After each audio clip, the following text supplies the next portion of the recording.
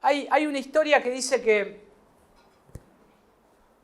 que una vez le dijeron a en la sartén donde se hacen los bifes, ¿no? Un rico bife con un hueso, esos que vende la carnicería Premium, es espectacular. Anotás ahí. Siempre una mujer joven dice que cortaba el hueso y me tiraba en la sartén, esas sartenes que vienen ahora, ¿no? Se cocinan en un minuto. Y metía el bife ahí. Y entonces la hija, que siempre miraba a la madre en la cocina, le decía: mamá, ¿por qué cortás el hueso? Y no sé, porque mi mamá cortaba el hueso siempre así. Andá y preguntale a la abuela. Bueno, y entonces le dice a la abuela: abuela, ¿por qué vos cortás el hueso? ¿Vos cortás el hueso del bife antes? Sí, yo. ¿Y por qué lo hacés? Y porque lo hacía mi mamá. Y tenía la bendición de tener bisabuelas, como hay bisabuelas acá. Miren, hay bisabuelas todavía, que se le pueden preguntar cosas a los bisnietos. Y la bisabuela, muy viejita, pero muy lúcida, le dice, cuando la van a visitar: abuela, porque también, ¿no? El bisnieto le dice abuela a la bisabuela: abuela, ¿por qué vos también cortás el hueso? Sí, a veces lo corto, a veces no. ¿Y por qué? La abuela dice que vos le enseñaste. Porque antes las sartenes venían más chicas y no entraba el hueso. Y se van haciendo cosas, es chistoso, ¿no? Es algo que nos va mostrando, porque a veces hacemos cosas que las vamos repitiendo y cuando vemos el origen, tenía un significado y ahora no es necesario hacerlo. Sin embargo, cuando el Señor nos pone sus preceptos, esto es necesario que lo hagan todos los hombres. Cuando el Señor está instituyendo cada cosa, y más sobre Génesis capítulo 2, Él empieza a poner un zoom sobre su creación y vamos a ver con detalle. Pero sobre todas las cosas, Génesis capítulo 2 nos va a marcar principios, en primer lugar, que Él establece y Él empieza a decir: yo soy Dios, el que crea y sostiene todas las cosas. No necesito al hombre, no necesito a la misma creación para que se sostenga, yo la puedo sostener con la palabra de mi poder. Pero a su vez también Él pone al hombre en un lugar que ahora es un lugar específico llamado el huerto. Todavía no llegamos ahí a esa palabra, está después del capítulo 7, pero es un lugar específico en la tierra llamado Edén, donde Él le dice al hombre cómo tiene que ser. Y ahí Él instituye a la familia. Y los principios de la familia están establecidos en Génesis capítulo 2 y son inmutables, son inalterables. Y es lo que Dios instituyó y creó para la familia. Entonces, por más que los hombres digan: yo no creo en Dios, yo no creo en la Biblia, yo soy ateo, no importa. Eso no quiere decir que Dios no lo haya instituido y que Dios diga: yo soy el Señor y esto hay que cumplirlo. El hecho de negar una cosa no quiere decir que no exista. El hecho de que muchas personas nieguen a Dios no quiere decir que no exista. Dios sigue existiendo y Dios es el Señor. Entonces, vamos a ir a Génesis capítulo 2. Acompáñenme ahí y vamos a leer a partir del versículo 4, del 4 al 6. Y vamos a ver estos principios que trascienden los tiempos. Dice: estos son los orígenes de los cielos y de la tierra, cuando fueron creados el día que Jehová Dios hizo la tierra y los cielos, y toda planta del campo antes que fuese en la tierra, y toda hierba del campo antes que naciese.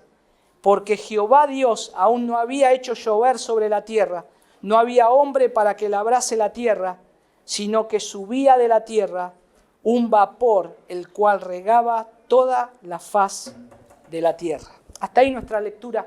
Vamos a orar una vez más.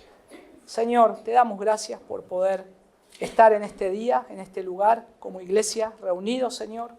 Gracias porque hay un testimonio vivo aquí, en este lugar, en esta ciudad, de que tú tienes un pueblo, Señor, y estás llamando a todos los hombres a que se reconcilien contigo. Estás llamando a los hombres al arrepentimiento, Señor. Y estamos para eso, para glorificarte y para que tu nombre sea conocido, Señor. Darlo a conocer. Y hoy queremos recordar, Señor, que tú eres el Dios, el único Dios vivo, verdadero, el único Dios que ha creado los cielos y la tierra, Señor. Y nosotros solamente somos tu creación, Señor. Somos parte de tu creación. Y gracias por habernos salvado. Gracias por Cristo, por ese sacrificio precioso.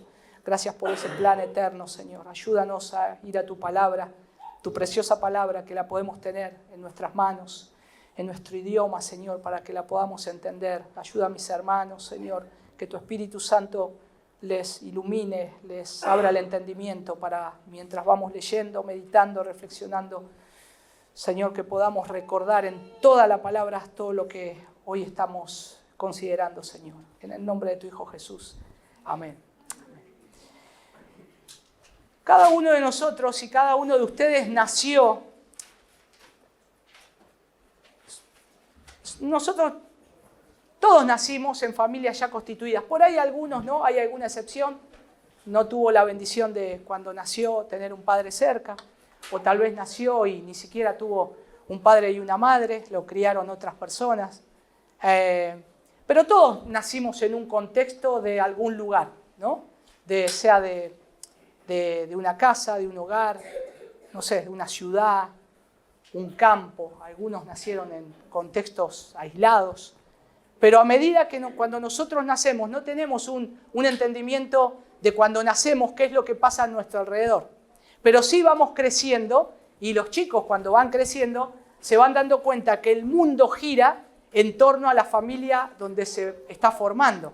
Y entonces piensa que el mundo es así, de acuerdo a cómo ve en su casa cómo es papá y mamá, o tal vez nació en un hogar donde los padres lo entregaron y dijeron, bueno, ahora te van a criar tus tíos, te van a criar tus abuelos, o tal vez fueron creciendo y después un día se enteraron que una vez había un papá, pero ya ahora no está, o había una mamá y ya ahora no está. Pero el entorno donde uno se va formando es lo que uno piensa a veces que es, por ejemplo, la familia.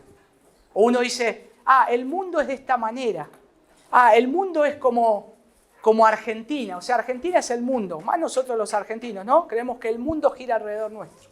Y a veces no estamos mirando más allá, pero cuando vamos saliendo un poco más, traspasando las paredes de nuestra familia, de nuestra cultura, de nuestro entorno, de nuestros familiares, nos vamos dando cuenta que existe, podríamos decir, otro mundo, ¿no? Hay otra cosa fuera de lo que yo fui criado. Hay otras personas, hay otro tipo de familia. Hay algo que puede llegar a ser mejor. Y lo cierto es que al comenzar a mirar lo más extenso, el mundo afuera de nosotros, de nuestras cuatro paredes, y que hay un mundo, vemos que también existe un creador que determinó todas las cosas y gobierna todas las cosas, y que ese creador es el que creó el mundo y todo lo que en él habita. Uno puede decir, yo pienso que mi papá creó todas las cosas, un nene pequeño, ¿no? Y es el superhéroe. Que mamá hace milagros con la comida, agarra un montón de vegetales, un montón de cosas, o de carne, lo que sea, y hace algo, y uno piensa, pero cuando después va saliendo a otros lados, se va dando cuenta, no sé, que hay buenos restaurantes, que hay buenos lugares donde se puede comer también, un poco más variado. Pero vamos saliendo de ese entorno, y cuando nosotros vamos extendiendo más el panorama, saliendo de nosotros, nos vamos dando cuenta que este mundo fue creado por Dios. Todo lo que en él habita le pertenece a Dios. La ciudad donde yo vivo le pertenece a Dios, pero empiezo a hacer el zoom más grande. El país le pertenece a Dios. Y lo ampliamos más. La tierra le pertenece a Dios. Y lo podemos ampliar más. El universo le pertenece a Dios. Y hagamos un super zoom y decimos las galaxias y lo que no conocemos, todo le pertenece a Dios. Y es así como nosotros tenemos que ver el mundo de acuerdo a Génesis. Todo le pertenece a Dios. Todo le pertenece al Creador. Y esto es un principio inalterable. Por más que querramos cambiar eso, los gobiernos quieran enseñorearse de las naciones, enseñorearse del mundo, hay alguien que le pertenece todas las cosas. Y ese es Dios. Ese es el Señor. Y desde el verso 4 del capítulo 2, que ahora lo leímos, se nos da ahí un relato específicamente de lo que pasó en el sexto día de la creación. Cuando, inclusive después, verso 7, cuando fue hecho el hombre. Ahora, cuando nosotros, déjenme volver a la analogía de que nos criamos en una familia, para que podamos comprender. Cuando nosotros nos fuimos criando en nuestra casa, nuestros padres nos decían, o los que nos criaron nos decían, en esta casa se hace esto, en esta casa se llega temprano, en esta casa se come lo que hay en la mesa, en esta casa nos levantamos todos y hacemos primero la cama. Bueno, eran como órdenes, o son como órdenes de lo que se nos dice que tenemos que hacer porque vivimos en un lugar. ¿Y eso está bien? Claro que está bien. Es tener orden, pero cada uno en su contexto lo ha vivido de diferentes maneras. Entonces, se necesita un orden. Ahora, en este orden que el Señor nos está mostrando, Él está diciendo, este es mi mundo y se tiene que vivir de esta manera. Este es mi mundo, yo lo creé para esto, y ahora el hombre que está siendo puesto en un lugar, como toda la creación que subsiste por mi palabra, yo la creo con un propósito y esto se va a hacer a mi manera. Y esto es muy importante de entender, porque el relato de toda la Biblia va a girar en torno a esto. Va a girar en que Él es Dios y nosotros solo somos, como dice el versículo 7, polvo. Él es el Señor soberano que creó todas las cosas y nosotros estamos puestos dentro de un lugar que es parte de su mundo. No es nuestro, no es nuestro. Pero el pecado arruinó todo, ¿no? El orgullo del hombre creyendo que podía ser más que Dios, engañado por el enemigo, por Satanás, le dice, vos podés ser más que Dios. Vos podés llegar a conocer, a ser igual a Dios. Y eso va siguiendo al ser humano desde que nace y cree que puede hacer más que Dios y cree que puede vivir en su mundo de acuerdo a su manera y no puede vivir en el mundo de Dios a la manera que uno quiere. Si estamos en el mundo de Dios, fuimos creados para Él y tenemos que vivir a la manera que Él nos dice que tenemos que vivir.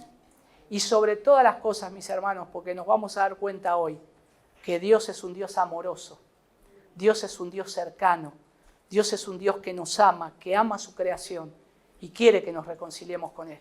No nos deja perdidos, no nos deja, bueno, ahí está, total sigo siendo Dios y te voy a destruir. Tendría todo el derecho, sino que Él amorosamente se acerca y amorosamente Él traza un plan desde la eternidad para salvarnos y a enseñarnos a vivir en este mundo que Él ha creado y también en el venidero, Entonces, a partir de ahora se nos va a ir relatando del versículo 4 ahí la creación del hombre y la mujer, el origen de la especie. Hay una intervención especial de Dios al crear ahí también a la mujer como un principio inmutable. Tanto para el hombre y para la mujer. Lo que dice Génesis capítulo 2 son principios inmutables. No solamente en lo que Él va a establecer ahora, sino en los roles que va a dar a cada uno. No los podemos cambiar, no nos podemos cambiar. Y esto es algo que lo tenemos que saber nosotros y también la iglesia entera tiene que luchar por esto, más en un mundo donde quiere cambiar los principios del hombre y la mujer, los roles del hombre y la mujer. Y es importante entender correctamente Génesis capítulo 2, porque es importante entender el huerto. Y préstenme atención a esto, hermanos, porque como es sumamente importante entender, muchas veces nos preocupamos por la escatología, las cosas futuras por venir. Pero no vamos a tener una correcta escatología de las cosas futuras por venir si no entendemos este principio que es el principio, podríamos decir la protología. Si no entendemos correctamente el principio, nos vamos a desviar hacia el final. Entonces, es importante entender el principio, porque Génesis empieza con un principio, con un origen de todas las cosas. Pero Apocalipsis termina muy similar a Génesis, pero con el panorama ya completo, con algo mucho mejor que lo que se está hablando acá. Entonces eso es muy importante que lo podamos entender. Y acá está el comienzo, el origen ahí en Génesis, porque lo introduce con una palabra en el versículo 4. Estos son los orígenes. Esta palabra no estaba en Génesis capítulo 1, ni el capítulo 2 que empezamos, hasta el 3, no está esa palabra orígenes. A partir de ahora va a empezar a estar. Va a empezar a estar. Y el Señor nos quiere enseñar algo ahí, porque todo tiene un principio. Todo tiene un principio.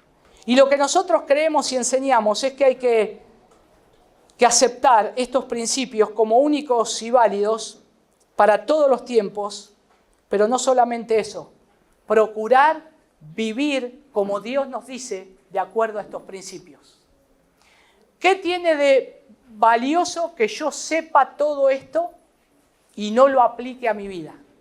Nada, nada. Satanás sabe toda la Escritura, sabe todos los versículos, más que nosotros.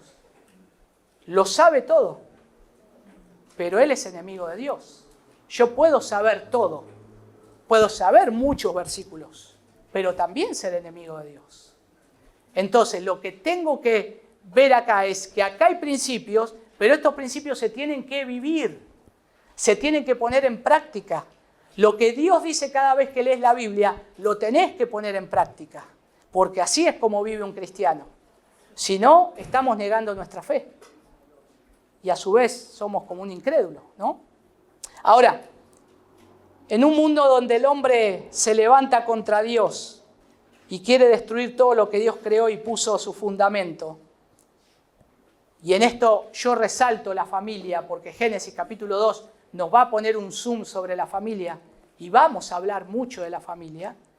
Yo creo que esto es algo que el diablo ataca no solo desde el principio, sino que el día de hoy todavía, por supuesto, sigue atacando. Donde Dios puede romper la familia, romper un matrimonio, romper a un hombre, a una mujer, un esposo, una esposa, hijos, tiene una gran victoria. Tiene una gran victoria. Pero acá tenemos nosotros los principios para poder vivir de acuerdo y conforme al diseño original de Dios. Si queremos volver al diseño original de Dios, tenemos que conocer el Evangelio.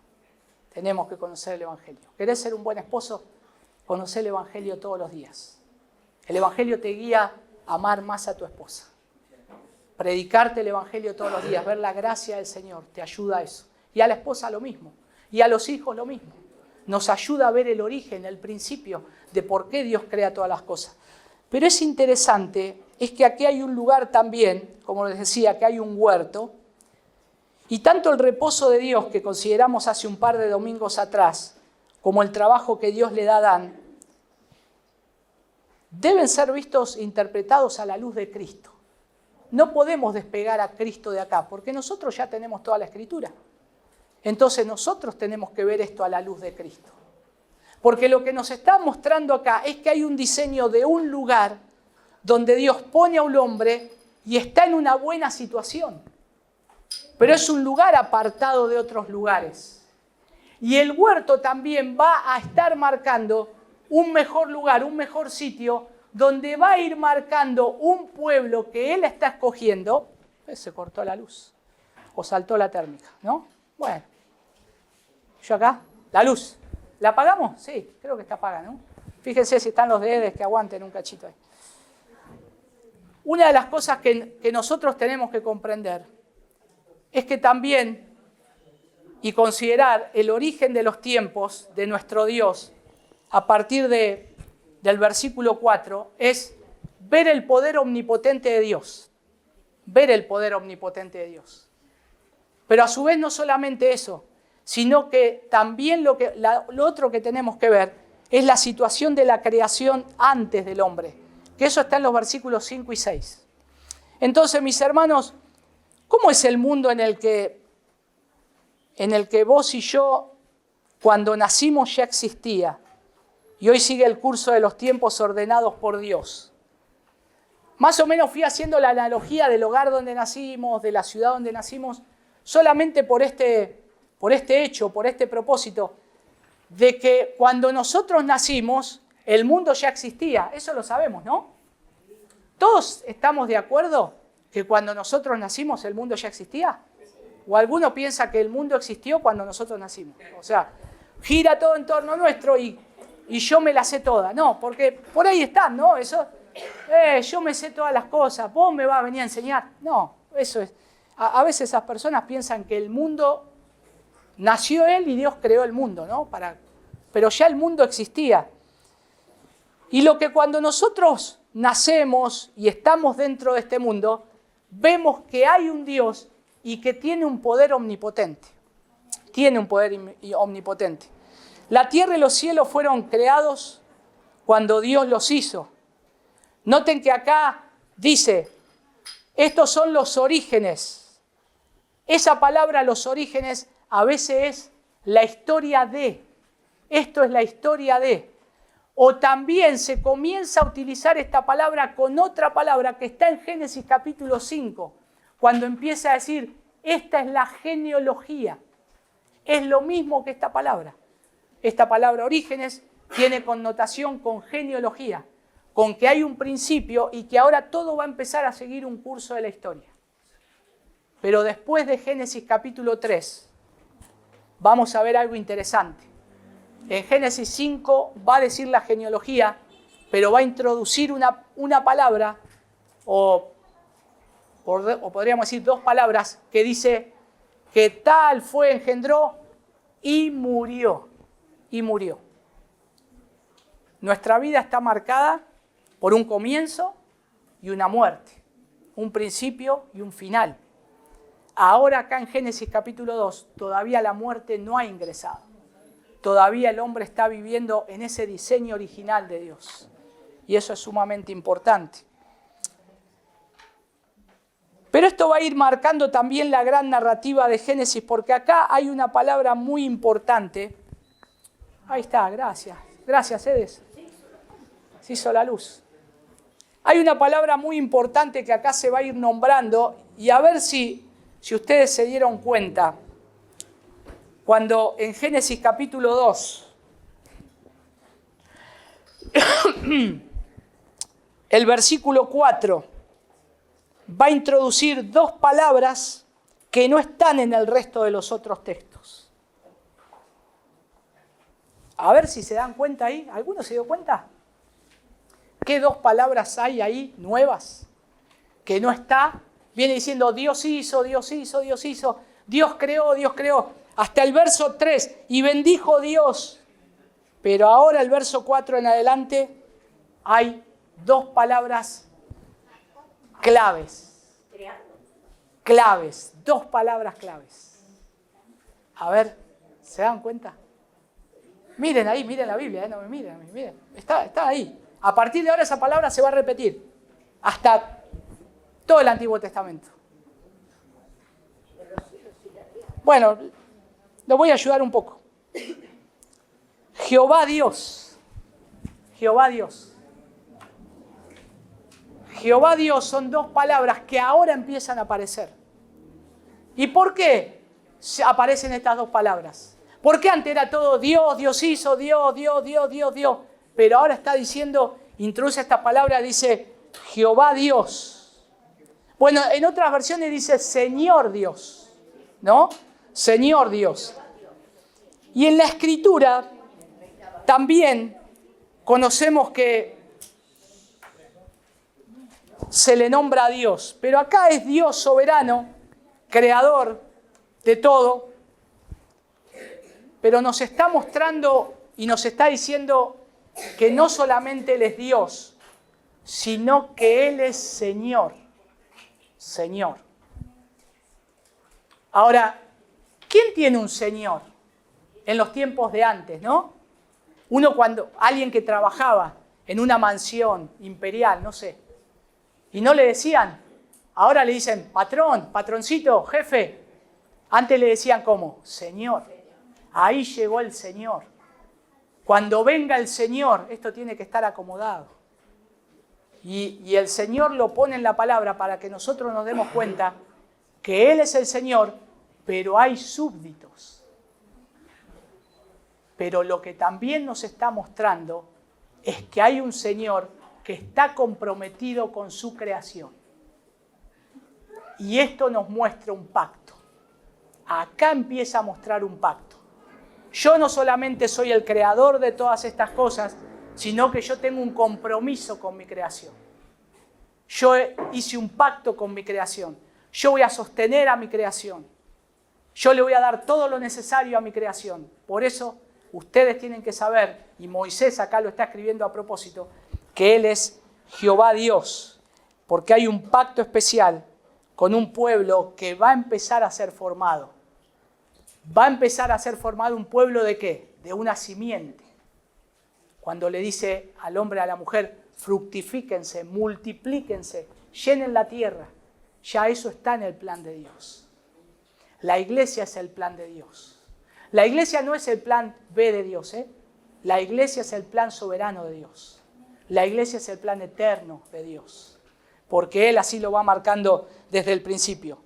Y además de ser un Dios como el autoexistente, porque está diciendo que Él creó todas las cosas, que Él es Jehová Dios. El nombre está vinculado, fíjense, con el verbo ser también.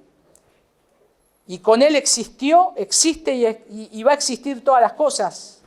Porque dice el versículo 4, entonces los orígenes, estos son los orígenes de los cielos y de la tierra, cuando fueron creados el día que Jehová Dios hizo la tierra y los cielos. Fíjense que lo que está marcando acá y lo que está diciendo acá es que ahora hay un Dios, hay un Señor, pero ahora dice que es Jehová. Jehová. Antes decía Dios, ahora dice Jehová Dios o Jehová el Señor. Pero pone estas dos cosas. ¿Por qué? Porque a lo largo de la Escritura, en Moisés, cuando va poniendo sus 5 primeros libros, él va nombrando a Jehová, lo va conectando con la santidad. La santidad de Jehová. Santidad Jehová. Y esto ya marca un precedente de quién es Dios. Lo está mostrando acá en Génesis capítulo 2. La santidad acá Él la está manifestando también. Yo soy un Dios santo, yo soy Jehová, celoso. Yo soy el Señor también. Pero a su vez, no solamente está unido a eso, sino también está unido al odio por el pecado. Cuando uno va viendo, no solo Levítico que habla de la santidad, sino también cuando va viendo en Génesis, capítulos más adelante, Génesis capítulo 6, cuando vio que la maldad del mundo era demasiada. Y dice el Señor, no puedo estar mirando tanta maldad. Yo aborrezco el pecado, voy a destruir, porque Él no tolera el pecado. Él no tolera el pecado. Y esto nos marca cómo es el Señor. Pero también Jehová el Señor es un nombre que nos marca una relación. Yo soy misericordioso y cercano a mi creación. Nunca soy lejano. El Señor es cercano a su creación. El Señor es cercano al día de hoy a su creación. Él los bendice de tantas maneras. Si nosotros tuviéramos que agradecer, tenemos un montón para agradecer. Pero las personas que aún niegan a Dios, Dios los bendice igual en sus trabajos, en sus labores, en sus cosechas, en sus empresas. Porque Dios quiere que los hombres procedan al arrepentimiento. Que los hombres vean a Dios y que se puedan acercar a Él. Y eso nos muestra cómo es el Señor. Qué amoroso que es el Señor. Y cómo nosotros también tenemos que presentarlo. Que este Señor Dios, este Jehová el Señor, es un Dios que es relacional desde el principio de la creación. Nunca dejó de conectarse con su creación. Nunca dejó abandonado al hombre. Nunca. Entonces, si este Jehová el Señor es tu Señor y es mi Señor, vos y yo nunca tenemos que dudar de que Él nos va a abandonar. Siempre va a estar con nosotros. Siempre nos va a guiar. Siempre nos va a guiar y nos va a traer, aun cuando nosotros necesitemos o estemos mal delante de Él. Y acá este nombre dado, ¿no?, al Creador. Jehová el Señor. Y a lo largo ahí del primer capítulo fue llamado Dios como el Dios creador. El Dios, la palabra es Elohim o Elohim. Es el Dios creador. Es un Dios de poder. Pero ahora es Jehová Elohim. Un Dios de poder, de perfección. Un Dios que perfecciona. Y estos dos nombres el pueblo judío los nombraba. Recordemos que es Jehová Elohim, como también Jehová Adonai. Pero Jehová Elohim es Jehová, es el Señor. Conformaban para ellos el nombre completo y perfecto de Dios. Y ellos observaban que aquí se le da muy pertinentemente tras la perfección y consumación de sus obras este nombre. Lo que está diciendo acá en el capítulo 2, Moisés, inspirado por el Espíritu Santo, es: ahora vamos a poner un zoom sobre la creación para que vean qué perfecto que es el Señor, cómo creó todas las cosas, cómo Él lo hizo. Génesis capítulo 2 no es una segunda creación, sino que ahora nos va a poner sobre un lugar y nos va a estar mostrando más ampliamente lo que Él creó. Y nos va a estar mostrando más a este Jehová el Señor, quién es y por qué hizo todas las cosas. Los nombres de Dios que aparecen en tu Biblia, como Jehová el Señor, yo creo que cada vez que vos veas cuando dice Jehová el Señor, lo que te tenés que acordar es que Dios es un Dios relacional. Cuando leas, y si podés en toda tu Biblia, en el Antiguo Testamento, marca Jehová el Señor, porque cuando la abras, eso te va a estar diciendo: Dios, acordate que yo soy un Dios relacional. Acordate que yo estoy cerca tuyo, que te escucho, que estoy cercano, que no te dejé, que no te desamparé, que estoy con vos. Esto tiene mucho peso. Y para el pueblo que leía esto, era un aliciente, es un Dios cercano. No nos olvidemos, es un Dios relacional que se relaciona con nosotros. ¿Ustedes sabían que hay más de 85 nombres dados a Dios? Aparte de Dios Adonai, o como Jehová el Señor, o el Shaddai. Hay un montón de nombres. Y cada nombre nos recuerdan algo de la promesa del Señor. Nos están ahí puestos para que recordemos el pacto de Dios. Ahora nos está diciendo al principio de su creación que el pacto que tiene con su creación, yo estoy cercano. Yo estoy cercano. Tan cercano que envió a su Hijo a este mundo. Tan cercano que vino a habitar entre nosotros. Miren si no es cercano. Y Él lo está mostrando de esta manera. Podemos orar con los nombres de Dios, adorarlo, confesar nuestros pecados, acción de gracias, súplica. Es precioso ver esto. Pero miren cómo dice ahí. Entonces, versículo 4 nos enseña que Jehová Dios es un Dios relacional, es un Dios que está cercano, es el que hizo los cielos y la tierra. Pero versículos 5 y 6, y toda planta del campo, antes que fuese en la tierra, y toda hierba del campo, antes que naciese, porque Jehová Dios aún no había hecho llover sobre la tierra, ni había hombre para que labrase la tierra, sino que subía de la tierra un vapor, el cual regaba toda la faz de la tierra. Noten que acá se nota como una producción de plantas y hierbas, ¿no? Porque fueron hechas y destinadas para ser alimentadas para el hombre. Acá no habla de los animales. Y ahora yo no estoy diciendo no nos comamos un buen asado, no estoy diciendo eso.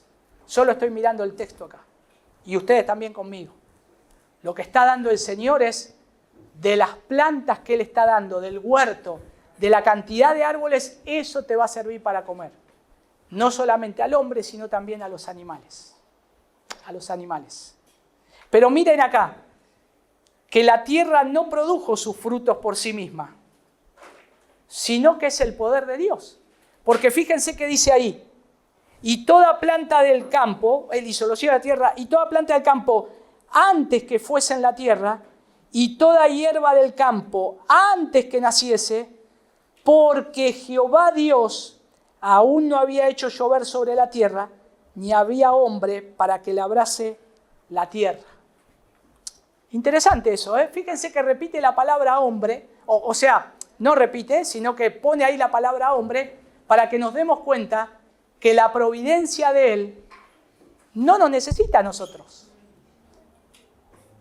¿Necesita el Señor del hombre de nosotros para hacer sus cosas? No.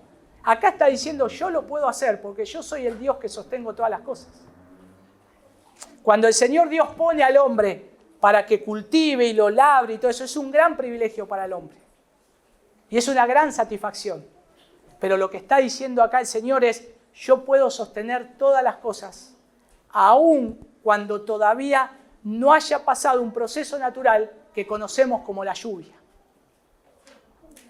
Pero miren, porque así también la gracia en el alma nos hace acordar que el Señor nos sostiene aun cuando nosotros hacemos las cosas mal. La gracia del Señor me cubre aun cuando yo fallo. Pero a su vez, por otro lado, el Señor me está diciendo, esto lo tenés que hacer, porque esto es un mandamiento. Nos puso los mandamientos para que los cumplamos. Y eso es lo que nosotros tenemos que hacer. Pero a su vez nosotros sabemos que como criaturas caídas no podemos cumplir todos esos mandamientos. Pero sí vino uno que los cumplió efectivamente. Por eso creemos en Cristo. Por eso ponemos nuestra fe en Él. Y Él es nuestro sustento. Él es el que no se avergüenza de llamarnos hermanos. Él es el que está cercano, acá como el Señor está diciendo. Tan cercano como que el Señor Jesús le dijo, les conviene que me vaya porque va a venir el Consolador, el Paracleto, el que va a estar junto a ustedes, pegado. Todo eso es una gran promesa que viene a partir de acá. Yo soy un Dios relacional y cercano. Nunca voy a dejar a mi creación. Y nos va a sostener y nos va a ayudar. Pero por lo tanto, nosotros tenemos que ver que inclusive la obra que el Señor hizo en cada uno de nosotros es una obra que Él la va a cuidar y la va a perfeccionar. Pablo dijo, el que comenzó en vosotros la buena obra, la va a perfeccionar hasta el día de Cristo. Porque Él está comprometido con aquellos que Él ha rescatado, con aquellos que Él ha salvado. Él está comprometido también. Y fíjense que cuando acá dice que todavía no había llovido, no había caído lluvia, no descendió hasta que Dios hizo llover sobre la tierra, ¿no? Pero parece como que hay un vapor que salía de la tierra. Bueno, dicen que es como una condensación, algunos que estudian este texto, y que se hace como un invernadero, que con el mismo rocío va creando. Una vez me encontré a un muchacho que es jardinero, creyente, y me dijo, ¿vos sabías que el primer riego por aspersión lo inventó Dios? Génesis capítulo 2, bueno, no sé si fue tan así. Pero acá es como algo que se está cultivando y lo que Dios está haciendo lo está sosteniendo. Y Él lo está haciendo. Y es algo que lo hace de una manera preciosa. Pero dice que no había lluvia. Después en la Biblia aparece en varias partes la lluvia. En Noé, uno se acuerda, ¿no? Se abrieron los depósitos del cielo, se inundó toda la tierra. Pero hubo momentos de sequías también. ¿Se acuerdan alguno de ustedes la historia de Elías? En Reyes, en Primera de Reyes, capítulo 17 y 18. Interesante lo que dice Santiago, porque Santiago dice, oró fervientemente, Elías oró fervientemente para que no lloviese, y no llovió sobre la tierra por 3 años y 6 meses. Y otra vez oró, y el cielo dio lluvia, y la tierra produjo su fruto. Santiago capítulo 5, está eso. La lluvia es algo que el Señor da. ¿Cuántas veces de sequía se ha orado, ¿no? Por lluvia? Señor, mandá lluvia, necesitamos el agua.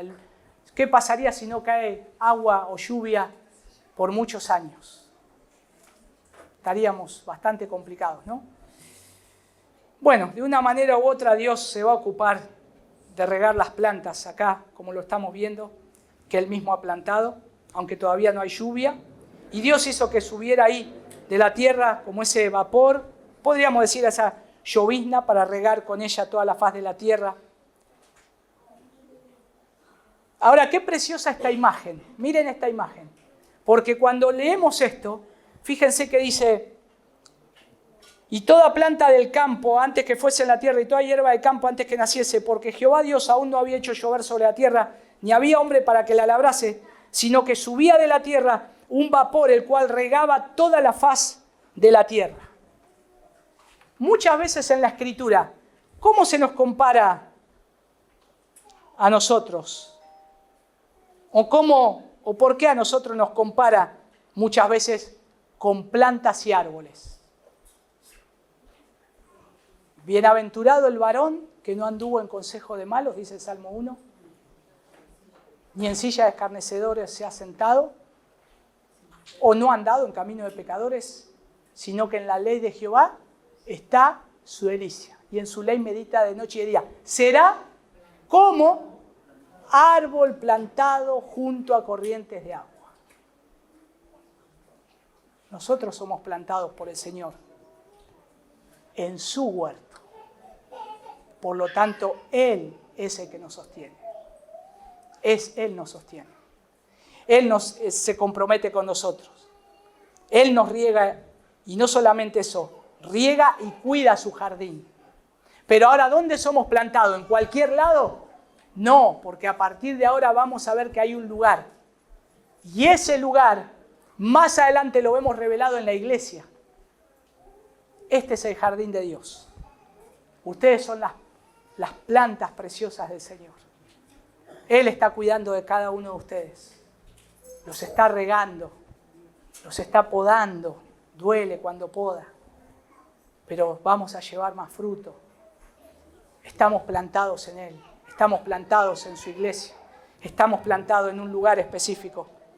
Yo a veces le digo a los hermanos, yo te puedo decir de la iglesia, hablando de la iglesia, o de otras iglesias, podés ir a otra iglesia. Lo que yo conozco es mi iglesia, esta iglesia local. Y yo soy parte de este jardín que el Señor está cuidando. Y yo sé que si el Señor te planta acá, vas a crecer, vas a madurar, porque el Señor está comprometido con su iglesia. Él está comprometido. No hay hombre, hay hombres, Dios pone hombres, claro, con dones y predica y se enseña, eso es parte de la iglesia. Pero el Señor sostiene su obra. El Señor sostiene también a su iglesia. Y el Señor acá sostiene a su creación. Como la llovizna muchas veces a esa grama seca, muchas veces es necesario. Los creyentes en otra parte son llamados árboles de justicia, ¿no? ¿Plantados dónde? En la casa de Jehová. Fíjense cómo esa comparación nos hace ver que somos parte de su creación, que dan fruto para su gloria. Y no solamente eso. Lo que hacen los árboles, no solamente dan frutos para que otro pueda venir y comer, sino que también da otras cosas. Nutrientes al suelo, sombra para el que está cansado y se quiere meter abajo. Y déjenme hacer esta comparación, ¿no? Si nosotros somos árboles del Señor, ¿estamos dando fruto donde otro pueda venir y comer y deleitarse? ¿Estamos dando buen fruto? ¿Un árbol que da buen fruto? Como dijo Jesús.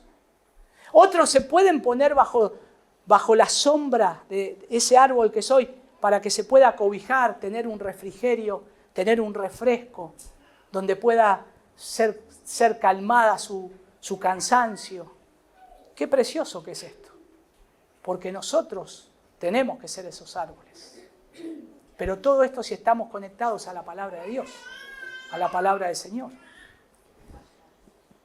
Y en general las hierbas y los árboles se producen a partir de, nosotros sabemos, ¿no? De semilla, o a veces se toman de injerto de otras raíces, o crecen echando brotes. En todo esto se ocupa ahí muchas veces el hombre.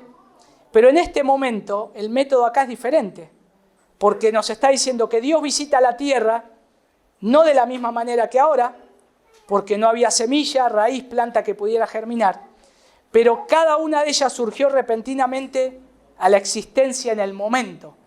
Dios crea los árboles y los crea ya con un tiempo.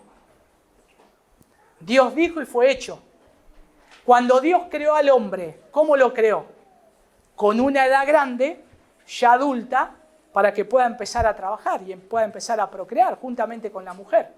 Eso nos quiere decir que Dios crea las cosas con tiempo. Con tiempo. Hay árboles que dicen los que saben de árboles, cortan la corteza y saben cuántos años tiene ese árbol. Y dicen, hoy este árbol data de hace 500 años. Si en ese momento hubiesen ido a Edén, cortaban un árbol y decían, este árbol tiene 500 años. Es que Dios puede crear las cosas con tiempo. Dios trasciende los procesos de crecimiento. Cuando el Señor hizo las sanidades, trascendió los tiempos. Cuando vinieron a arrestar a Jesús, que vino un siervo y a arrestar a Jesús, y Pedro saca la espada, le corta la oreja, el Señor le restaura la oreja. ¿Cómo se la restaura? Como la de un bebé de un día. Y le espera que te crezca, ya va a pasar. 30 años te vuelve la oreja. No, el Señor, la sanidad fue inmediata, le restauró la oreja a la edad de la oreja.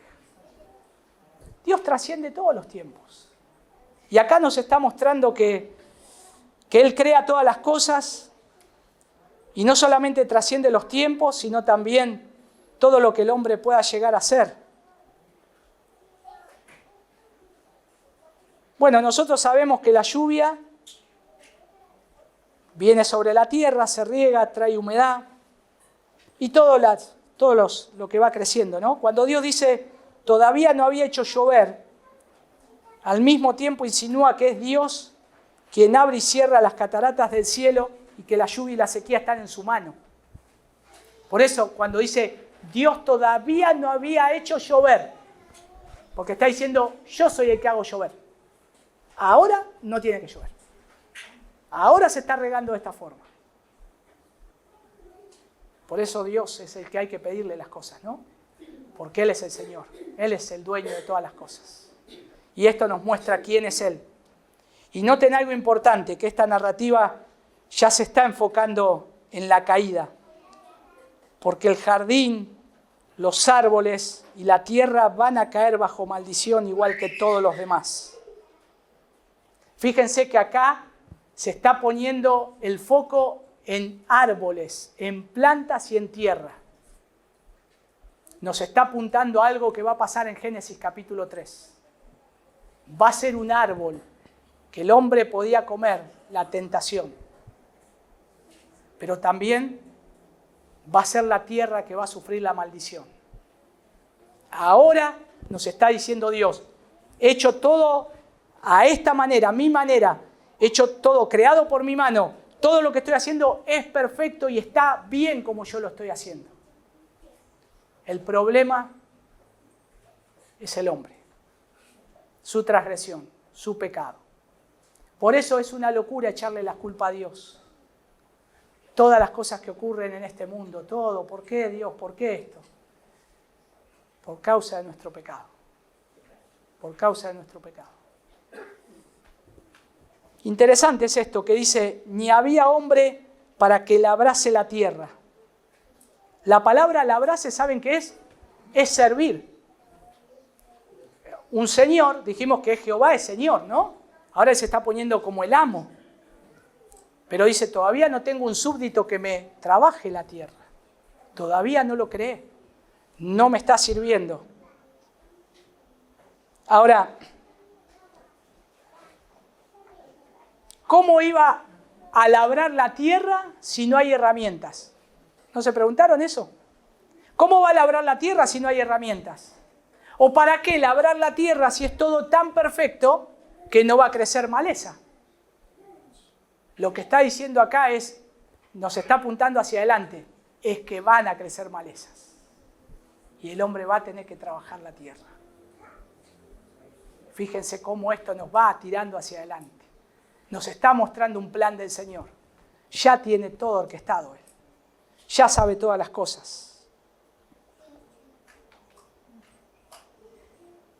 ¿Se acuerdan? Bueno, no lo leemos ahí. Lo que pasa es que todo Génesis ya está leído, ¿no? Pero les poleo un poquito más adelante. Cuando pone al hombre, le dice para que cuide el huerto. ¿Por qué cuidarlo? Si no hay ladrón, no hay maldad. Pero el Señor dice, va a haber ladrón. Va a haber alguien que va a venir y va a querer saltear las cosas, robar. Está apuntando hacia adelante. Vas a tener que cuidar. Y Adán pensaría, ¿de quién? Si acá está todo perfecto, me llevo bien con mi esposa. Eso es una genialidad. Pero bueno, el Señor nos está diciendo eso. Lo que nos está diciendo acá es que mientras guardes el mandamiento, tu trabajo va a ser fácil. Dios mismo ya se estaba ahí encargando. Lo que tenía que guardar a Adán era la ley que le fue dada y preservar el mandamiento de Dios. Eso es todo lo que tenía que hacer. Fíjense qué fácil. Adán, te pongo en un huerto donde ya está regado, ya tenés plantas, ya te podés servir. La tierra no está produciendo cardos y espinos. Solo tenés que guardar mi mandamiento, tenés que guardar lo que yo te digo que no tenés que hacer. Y hacer lo que te digo que tenés que hacer. Y no es difícil eso hoy para nosotros. Siempre tendemos a hacer lo que Dios nos dice que no tenemos que hacer. Y lo que nos dice que tenemos que hacer, eso lo obviamos, ponemos excusa. Seamos sinceros y honestos, hermanos, con nosotros mismos. Somos los campeones de la excusa. Somos los campeones de la excusa. Yo creo que las excusas que ponemos delante de Dios para no hacer lo que Dios nos dice que tenemos que hacer, yo creo que eso nos tendría que dar náuseas a nosotros mismos. Porque lo estamos haciendo delante de Dios. ¿Y creemos que vamos a engañar a Dios? No. El Señor está, Él primeramente comprometido con su creación. Y nos está dando un mapa para saber dónde está Él y dónde estamos nosotros. Quién es Dios y quién es el hombre. Bueno, déjenme concluir, porque acá tenemos la providencia divina y la relación de pacto entre Dios y la creación. Y todo lo que está siendo revelado está siendo tirado hacia adelante, donde hoy nosotros lo vemos en Cristo. La revelación completa en Cristo. Y acá el Señor nos está indicando que Él es, desde el principio, gobierna todo lo creado, versículo 4, ¿no? Lo guarda, sustenta con la palabra de su poder. Nosotros no, porque ahí no había hombre para hacer esto. Y es más, cuando en Génesis capítulo 3, cuando nosotros lo teníamos que hacer, fallamos.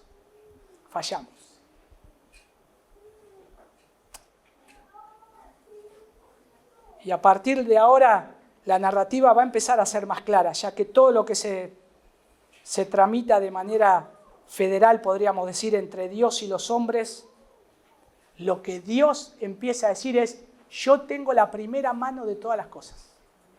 Vos te vas a equivocar, pero yo ya tengo un plan. Vos te vas a desviar, pero yo ya tengo un pueblo escogido. Vos te vas a rebelar contra mí, pero yo ya te rescaté con cuerdas de amor, te traje. Todo es así. No le podemos ir adelante de Dios. Nunca podemos ir adelante de Dios. Siempre Él va primero. Y como Cristo dijo a sus discípulos en otro caso, ¿qué es lo que le había dicho? Ustedes no me eligieron a mí. Yo los elegí a ustedes. Porque Él es el primero. Desde acá lo está diciendo. Yo soy el primero en todas las cosas. Entonces podemos decir que el hombre no ha hecho ningún pacto con Dios en ningún momento, sino que lo que nos está diciendo acá en Génesis 2 es que el pacto lo hace Él, con Él, jurando con Él mismo, y que nosotros estamos dentro de ese pacto, dentro de su plan, dentro de su promesa redentora. Y eso nos tiene que dar mucha gratitud, porque nosotros no podemos hacerlo. No hubiésemos estado dentro de su plan si el Señor no te hubiese escogido. No estarías dentro de su gracia si Él no te hubiese llamado. Tus ojos no habrían sido abiertos si Él no te los abría primeramente, antes que abras la Biblia y leas la palabra de Dios. Todo Él es el primero, todo Él es el preeminente. Déjenme citar un salmo. Salmo 25, 14. La comunión íntima de Jehová es con los que le temen, y a ellos hará conocer su pacto. En un mundo tan tecnologizado, ¿no? Donde los movimientos económicos y sociales quieren levantarse como Dios, ¿Dónde está tu corazón y esperanza? ¿Están puestas en las cosas de acá o están puestas en las cosas eternas de Dios? ¿Están puestas en las promesas de Dios, de lo que Dios ya dijo de antemano y que nos dice en su palabra? ¿O estoy esperando acá el momento? Estoy esperando acá, a ver qué dice tal, a ver qué está diciendo tal gobierno, a ver qué dice tal. Y mi expectativa está ahí. Eso es una locura, es vivir de incertidumbre en incertidumbre. Acá en la palabra de Dios tenemos certezas de lo que Dios dijo y se adelantó, lo va a hacer. Y en eso yo tengo que estar tranquilo. Yo tengo que estar tranquilo y usted también tiene que estar tranquilo. No debemos caer en el activismo desenfrenado. Debemos confiar que el Señor nos cuida y nos guarda. Ahora, ¿estás plantado en el huerto de Dios? ¿Estás plantado en el huerto de Dios? ¿Se está alimentando tu alma de la palabra de Dios, que es el agua de vida? ¿Te estás alimentando de la palabra de Dios? ¿Está arraigada tu alma a la palabra de Dios para que puedas dar fruto? ¿Para que puedas soportar los fuertes vientos de la prueba? Si sos un árbol seco, te vas a caer. Te vas a caer. Pero si estás firme en la palabra del Señor, firme en el huerto del Señor, vas a permanecer. Nosotros no nos podemos plantar solos en el huerto de Dios. Él nos planta en su huerto. Y si Él nos planta, Él nos va a sostener. Hermanos, lean la palabra del Señor. Empieza un nuevo año. Y yo sé que leen la palabra de tapa a tapa. Búsquense un plan de lectura bíblico. Lean la Biblia.